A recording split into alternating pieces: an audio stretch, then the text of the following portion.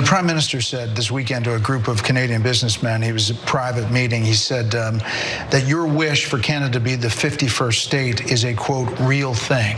Is it a real thing?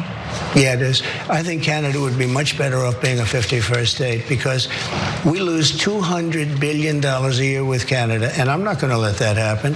It's too much. Why are we paying $200 billion a year essentially in subsidy to Canada? Now, if they're a 51st state, I don't mind doing it. Again, it'll never get through to him, but why are we paying $200 billion? Because we bought their products. We gave them the money, and in return, we got the things that we bought. That's how that works. And tariffs arguably make it worse because the smaller number of our products they buy now would go down even more with the tariffs. So great idea there, but so is it serious that you want to conquer Canada? Yes, it is. It's serious. Now, no, I don't think that it is. I don't think that we're going to conquer our northern neighbor. I assume I want to maintain a little bit of my naivete, but let's take him at his word. Let's imply that that is real. That's really what he wants to do. Okay, well then I don't know what else on the checklist of fascist tin pot strongman he has remaining. And by the way, if you're a MAGA person, just admit that you didn't mean it when you said, I like him because he's not an interventionist. No more wars, no more war. Well, except for Canada and Panama, Greenland and Gaza. And probably more stuff in the middle. Other than that, other than wars all over the world, I'm not for wars. Just admit that you didn't mean it. And now you love this new MAGA empire that he wants to set up. You want America to be an imperial power under our strong man, Donald Trump. And we're going to invade and conquer and nation build in Canada and Greenland and Panama and Gaza. We're going to spend trillions and trillions and trillions of dollars in all of these conflicts, money that's going to go to defense contractors. So all that talk about efficiency and cutting government, that was BS too. Just admit all of that. Just admit that you like it. You like whatever it is that he says because it makes you feel strong. Oh, America is tough because we're going to conquer Ottawa or whatever. Just admit that. But that's terrible, and it doesn't end just there. He also had more to say about Gaza. Take a look. I'm committed to buying and owning Gaza. As far as us rebuilding it, we may give it to other states in the Middle East to build sections of it. Other people may do it through our auspices, but we're committed to owning it, taking it, and making sure that Hamas doesn't move back. There's nothing to move back into. The place is a demolition site. It'll be, the remainder will be demolished. Everything's demolished. I mean, you can't live in those buildings right now. They're very unsafe. But we'll make it into a very good site for future.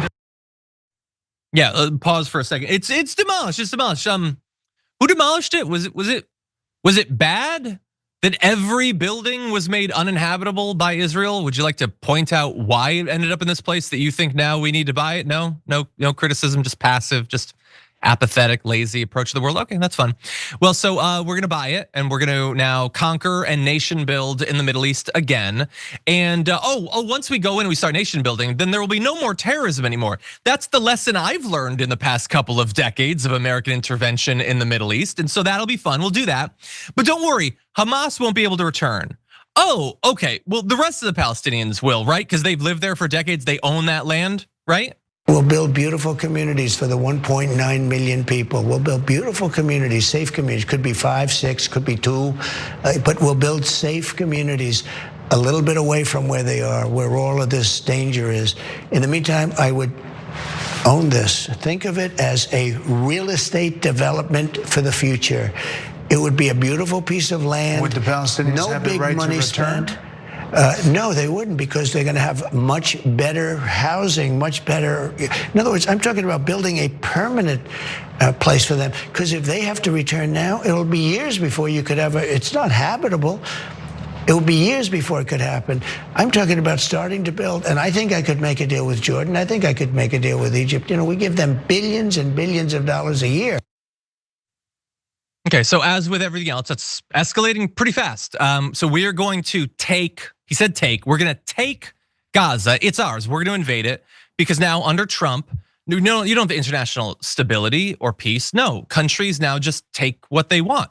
So we can take that, and China can take Taiwan, and Russia can take former Soviet states. That's the chaos that comes with Donald Trump. We'll take it, and what did he say? I'll own it. He said, I'll own it. Not even America will own it, which is already horrific. The idea that we would take this land and steal it from these people who've been so terribly abused. I'll own it. Donald Trump will own that territory because Donald Trump believes he is America. And tens of millions of Americans agree with him. Now, I don't think the majority do, but maybe they should wake the hell up because that's what he thinks. We're gonna take it and I will own it. I get that land because I didn't even get the majority of the popular vote. I won narrowest popular vote victory in decades, but that's enough. I now get to conquer personally and own this territory, and they don't get to go back. I will have ethnically cleansed all the Palestinians out of there, and now it's mine and I can sell it, okay? So this is JR, this is exactly what we said in response to him announcing this plan. It took about a week, and now all of the parts are in place. It is just as horrific as we said. Again, it is impossible to be hyperbolic in this environment. It is impossible to exaggerate because it always ends up being even more horrendous than we assumed it could be. Yeah, I'm waiting for the folks who believed in him to go ahead and send their sons and daughters off to these conflicts, because that's what they kept saying as well. They're sending their sons and daughters off. I can't believe they keep doing this. And I love that you pointed out that this is a demolition site. There's nowhere to go back to. The buildings have been destroyed. People have been killed. Do you want them to go back to this dangerous area? Who the F made it dangerous? By the way, during the campaign, I was trying to get, I'm not sure, nobody's gonna listen to me, so it's not like I really felt that was gonna work. But when was someone gonna ask him, what exactly is Joe Biden doing wrong in this Israel and Palestinian conflict, in the middle of this genocide that they're carrying out, that we're facilitating, that we're paying for, that we're endorsing? What is he doing wrong? Because their narrative was that Joe Biden isn't supporting Israel. Joe Biden is not supporting Netanyahu, our close ally Netanyahu. He wants to see these terrorists come and kill a bunch of people.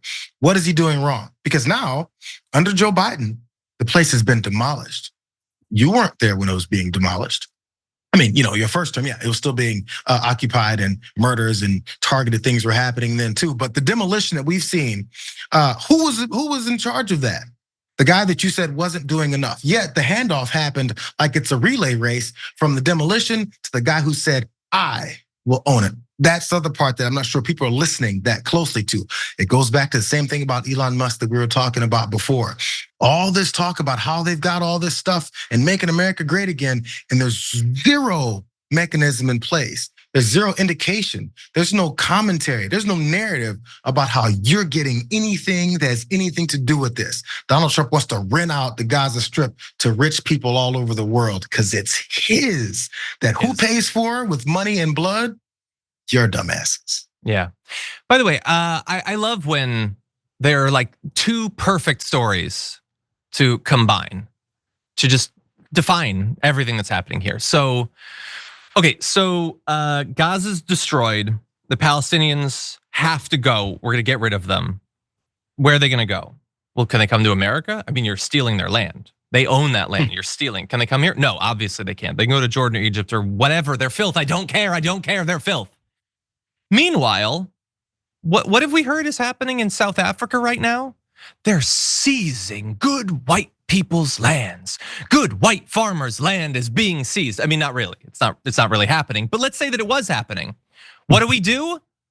We let them come here because their land was, I mean, their land, think of it, their land is being taken. So obviously we have to let them over. Just the white ones, to be clear. Just explicitly in the order, the white ones can come over because their land was stolen. So when we steal Palestinians' land, why can't they come over? I mean, we all know the exact reason. We know it. It's identity. That's literally it. So why is it that white farmers in South Africa, whose land isn't actually being taken away, they get to come here, even though there's new reporting showing that they have literally no interest in doing that, but whatever, he wants them to. But the Palestinians, we stand by as Israel makes their land, according to them, uninhabitable. We steal it from them. They are barred from entry. They cannot come in. This is what politics looks like when everything is down to identity. And that is the only thing that counts.